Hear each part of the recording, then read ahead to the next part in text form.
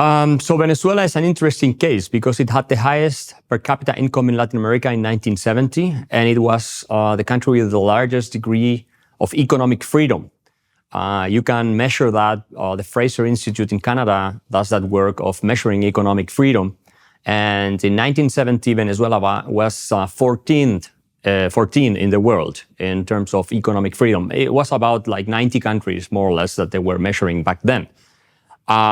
Chile was one of the last countries because we had the socialist experiment of Salvador Allende, which was an attempt to impose a totalitarian communist system in Chile.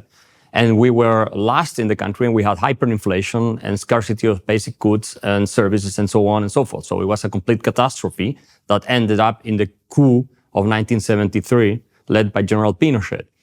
But Venezuela, over time and over the decades, especially after they nationalized in the 70s the oil industry, we have to remember Venezuela has one of the largest oil reserves in the world. They nationalized it, and they started falling in the ranking of economic freedom systematically. So by the time Chávez came to power in 1988, Venezuela was doing very poorly in the rankings of economic freedom. You had a very kleptocratic, corrupt system that, a rent-seeking society, let's say. Everyone was trying to live out of the government handouts and corrupt deals between the corporate interest and the politicians. And Chávez was elected. He had been a soldier who had attempted a coup in 1992 against Carlos Andrés Pérez. So he was a golpista, what we call a golpista in Spanish. So someone who tried to overthrow a democratically elected president and install a dictatorship. So everyone knew who Chávez was. Many people died in 1992, and he ended up in prison.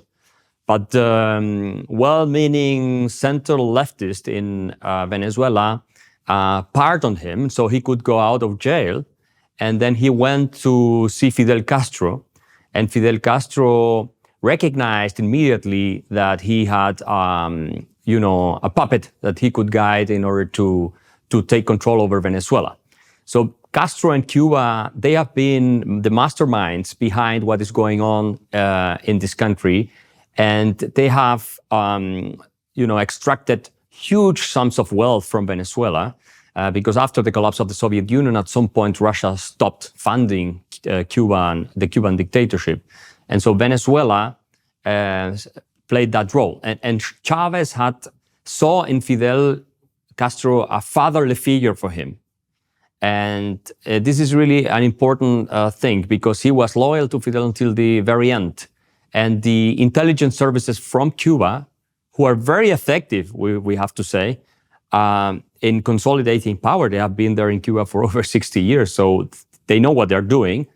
These are the people advising the regime as to what to do to deal with the opposition and to purge the military and things like that.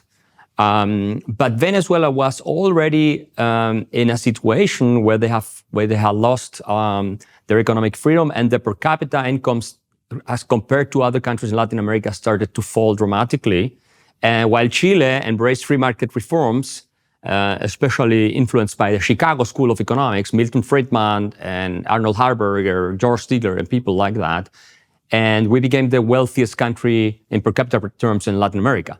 And so you can see that in the 70s, Chile was at the bottom of the economic freedom ranking. We went up to the top, even top 10 at some point, and we became the wealthiest country in Latin America. And Venezuela, the complete opposite. They went from being the freest country in Latin America to now the last country in the ranking in the world, 162 among 162 countries that are measured. And it's a complete disaster. And this is socialism. This is what I mean. So the Nordic countries are really on the top countries in terms of economic freedom. These are not really socialist countries. And I remember Bernie Sanders saying this all the time. And he got a response. I think it was the prime minister from Sweden who told him, we are not socialists. You have corporate tax in Sweden that is lower than in the United States, more or less, in some of these Nordic countries. You have... So what they do is they tax very heavily personal income, right? And this is I don't like it because you have lots of human capital flight, people who are very qualified who go to the United States or other parts. But still, they're very productive countries, and they have very large degrees of economic freedom. And economic freedom means free trade, stable currency, protection of property rights, reasonable size of government, and so on.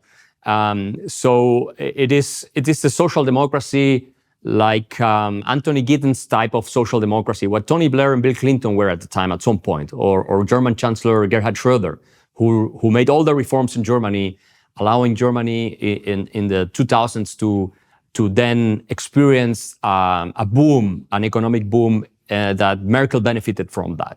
Okay, but here what we have is the extreme far left experiments that are very anti-capitalist, and this is what you see in Venezuela now is the consolidation of this ideology. We have to remember that Maduro was chosen by Chávez as his successor. And the reason for this was that Maduro, compared to Diosdado Cabello, who is another criminal and one of the main leaders of this Soles cartel, Maduro is a doctrinaire. He was the hardcore socialist. And he was foreign affairs minister to the Chávez administration. And he was instrumental in building up the whole network of Venezuela and the Chavismo on an international level, in Europe, in Asia, in different parts. And Chávez aligned himself very rapidly with Russia and with Iran and with China. So this is part of the Cold War 2.0 that we are experiencing. Venezuela is playing for them, and now we have, and I want to stress this, Jordan, because it's important. You have a minimum wage of $3 in Venezuela.